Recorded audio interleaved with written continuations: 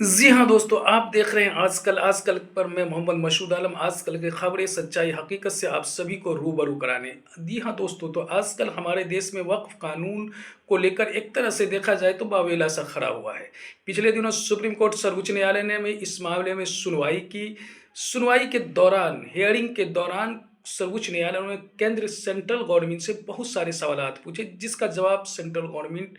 के जो है रिप्रेजेंटेटिव यानी सॉलिसिटर जनरल तुषार कपूर नहीं दे पाए। लेकिन अभी तक तो इस अभी जो है सुप्रीम कोर्ट सर्वोच्च न्यायालय का पूरी तरह वर्डिक्ट फैसला नहीं आया है। लेकिन उन्होंने जो बातें कही है, एक अंतरिम फैसला एक तरह से उन्होंने दे चुके हैं। लेकिन हम देखना उस पर बहस बातें करेंगे। लेकिन हम पहले आपको एक अलग हकीकत सी और सच्चाई से रूबरू कराते हैं, क्योंकि दोस्तों जब हमारा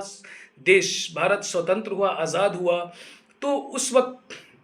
कि जो हमारे संविधान के निर्माता थे उसे इस बात की हकीकत और सच्चाई से पूरी तरह अवगत थे कि आने वाले कल में इस लोकतंत्र देश में जब कोई रूलिंग पार्टी सत्ता में आएगी तो जाहिर सी बात है वो बहुसंख्यकों की सत्ता होगी, उसकी हुकूमत होगी। और वो सत्ता के चाह इसमें जो है मस्त चाल, हाथी की चाल चलेगी। और कोशिश उसकी यही होगी कि अल्पसंख्यक जो माइनॉरिटीज़ है उसे रौंदने की। तो आजकल आप जो देख रहे हैं उस हकीकत सच्चाई से जो है हम सभी रूबरू हैं और हम सभी वाकिफ़ हैं कि अभी भाजपा की सरकार जो है किस सोच मिजाज और नज़रिए से आगे बढ़ रही है। लेकिन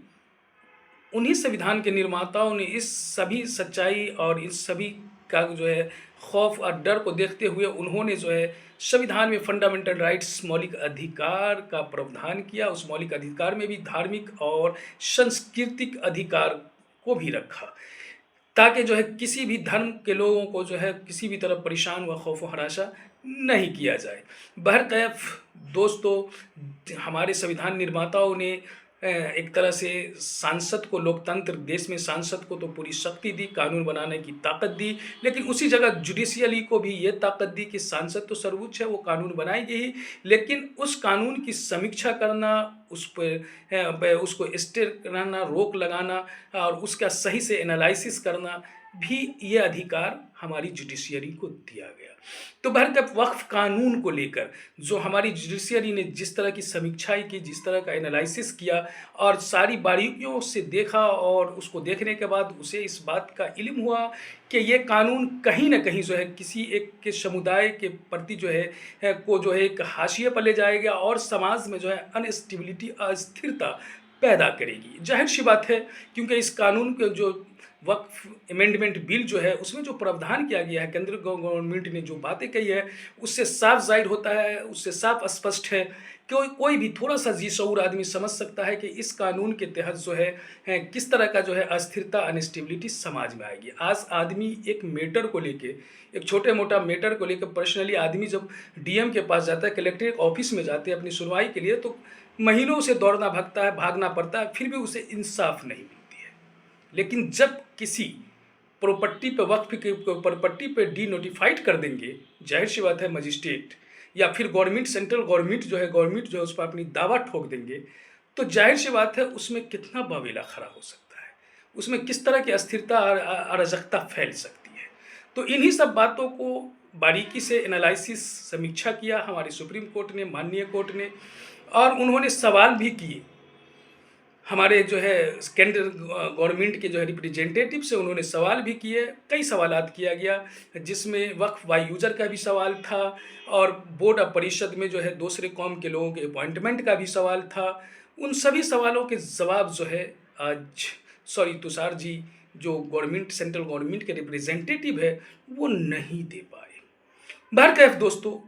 सेंट्रल गवर्नमेंट, केंद्रीय सरकार, भाजपा की सरकार ने ये कहा है कि हम जो कुछ ये कानून लाए हैं इसके पीछे जो हमारा मकसद यही है कि जो पसमानदा मुस्लिम है, जो पूरी तरह पिछड़ा मुस्लिम है, अति पिछड़ा मुस्लिम है, उसको इससे फ़ायदा होगा। तो जाहिर सी बात है, जो आप फ़ायदा के लिए ये चीज़ लाई है, उनके कल्याण के लाई है, तो इनका एक वजाहत, एक्सप्लेनेशन भी उसी अंदाज में कोर्ट में होनी चाहिए। लेकिन सच्चाई तो कुछ और है, नज़रिया तो कुछ और है। धर्म और सियासत की राजनीति करने वाले केंद्र सरकार को शायद ये नहीं पता कि अगर हमारा इरादा अगर मुस्बत भी हो, नेक भी हो, सही भी हो, लेकिन हम अगर गलत तरीक़ा से चलेंगे तो हम अपने मंज़िल मक़सूद तक नहीं पहुँच सकते। आप देखेंगे पिछले कई मामलात को देखेंगे तो उसमें वही बात खुलकर सामने आई है कि केंद्र सरकार जो है उसके चलने का तरीका पूरी तरह गलत है, जिनसे जो है कई कानून जो है रद्दी की टोकरी में चली गई, पेंडिंग में चली गई और जो है इस एक समाज में अस्थिरता भी आएगी, एक अलग समुदाय में एक खौफ खराशा भी पैदा हो रहा है।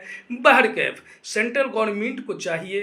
कि इस तरह के मामलात अगर वो सही माने में मुस्लिम पसमानदा मुस्लिम जो है दयनीय स्थिति से जो गुजर रहे हैं, उसके सही में शुभचिंतक है, वेल विशर है, हैं और उनके कल्याण की सोच रहे हैं, तो वो एक अलग रास्ता अपना सकते हैं, अलग तरीके से उनके फलाह बहबूद के लिए काम करेंगे। लेकिन ऐसा तो नहीं है। आज जो माहौल बना दिया गया हमारे देश में और जिस तरह निष्ठा का काम लोग कर रहे हैं, ये बड़ा अफ़सोस, एक शेमफुल मैटर ही नहीं, एक रिग्रेटेबल मैटर ही नहीं, बल्कि एक शेमफुल, एक शर्म की भी बात है। आज आप देखेंगे उर्दू भाषा को लेकर जिस तरह का वादेला मचाया गया, जिस तरह निष्ठा का काम किया गया, रूह अफ़ज़ा हमदर्द का जो रूह अफ़ज़ा है उसको लेकर कुछ लोग जो है किस